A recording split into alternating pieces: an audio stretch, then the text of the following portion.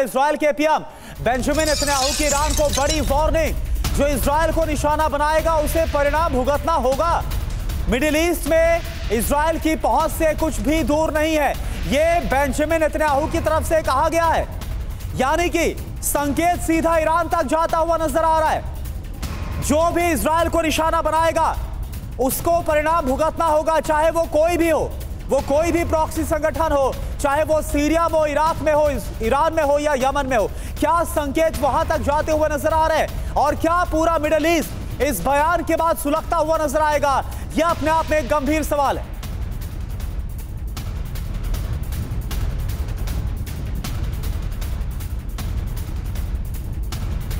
और देखिए, इजराइल अब पूरी तरह से टारगेट मोड पर आ गया है। इजराइल चुन चुन कर वार कर रहा है। जो आप तस्वीरें देख रहे हैं उसके जरिए ये अंदाजा लगाना मुश्किल नहीं है कि इजराइल अब किस टारगेट के साथ आगे बढ़ रहा है। हिट लिस्ट क्या है इजराइल की? हिट लिस्ट में नसरल्ला था, नसरल्ला का खात्मा हो गया।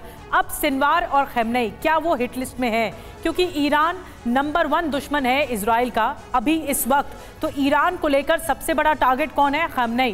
क्या खमेनी पर निशाना साधने की कोशिश होगी इजराइल की? ये बड़ा सवाल होगा।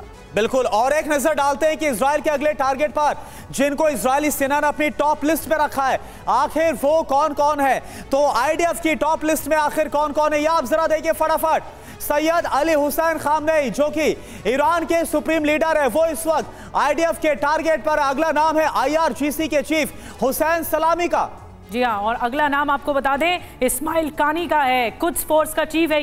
ये भी टारगेट पर है, हिट लिस्ट में है इजराइल के। याया सिनवार, हमास का चीफ, इसका खात्मा भी अब इजराइल का प्रण है। Abdul Malik al Houthi, Houthi का चीफ, इसका भी एक तरह से जो हूती है, हिजबुल्लाह है, हमास है, जो ये ट्रिपल H है, ये इजराइल के लिए चुनौती है। अहमद अल हमीदावी, कतैब हिजबुल्लाह का प्रमुख है, ये भी निशाने पर है। बिल्कुल। और इसके अलावा हादी अल अमीरी, जो कि बद्र ऑर्गेनाइजेशन का चीफ है, ये इस वक्त इजरायली डिफेंस फोर्स के निशाने पर। यानी तमाम जो प्रॉक्सीज है ईरान के, उनके चीफ, उनकी जो टॉप लीडरशिप है, वो इस वक्त निशाने पर है। और पुरोहित सर, मेरा सवाल यही है कि क्या जब इन सभी प्रॉक्सीज को पता है, इनकी टॉप लीडरशिप को, कि इजराइल एक ना एक दिन उनका खात्मा करेगा, तो क्या अब ये एक साथ मिलकर इजराइल के खिलाफ कोई बहुत बड़ा ऑपरेशन छेड़ सकते हैं? क्या आपको नजर आ रहा है?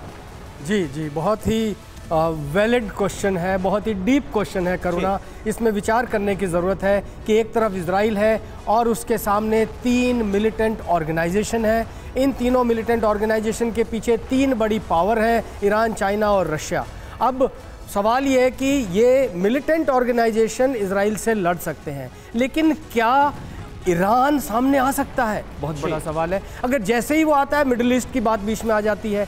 UN जनरल सेक्रेटरी का बयान है और नेतन्याहू ने UN के अंदर लेक्चर देते वक्त बहुत क्लियरली कहा कि मिडिल ईस्ट का हर इलाका मेरी रीच में है। और जो बाइडेन ने कह दिया कि मैं इनको सपोर्ट कर रहा हूं, तो मामला बहुत क्लियर है कि जैसे ही ईरान हाँ भरेगा कि मैं आ रहा हूं, तो उधर जो बाइडेन साहब तैयार है सपोर्ट करने के लिए। तो इस पूरे माहौल को देखते हुए ये जो 3 ग्रुप हैं, आतंकवादी ग्रुप हैं, इनके साथ ये झगड़ा चलता रहेगा। हमास को इन्होंने अभी मारा है, वो लो एब पर है। हिजबुल्लाह जो सामने आ रहा था, ये जो स्ट्राइक हुई है, इससे हिजबुल्लाह को बहुत ज़बरदस्त झटका लगा है। लेबनान को झटका लगा है। लेबनान में 3 दिन की मॉर्निंग है, तो ईरान के अंदर 5 दिन की मॉर्निंग है। और इस मॉर्निंग के चक्कर में खमेनी साहब क्यों जाके छुप गए? ये सोचने वाली बात है कि अगर इसको हानिया को इजराइल ईरान में मार सकता है, तो किसी और को भी मार सकता है। इसलिए ये सारे लीडर्स टारगेट में हैं। और आतंकवादी ग्रुप्स को डिस्ट्रॉय करने का एक बहुत सिंपल तरीका है कि उनकी टॉप लीडरशिप को बर्बाद किया जाए।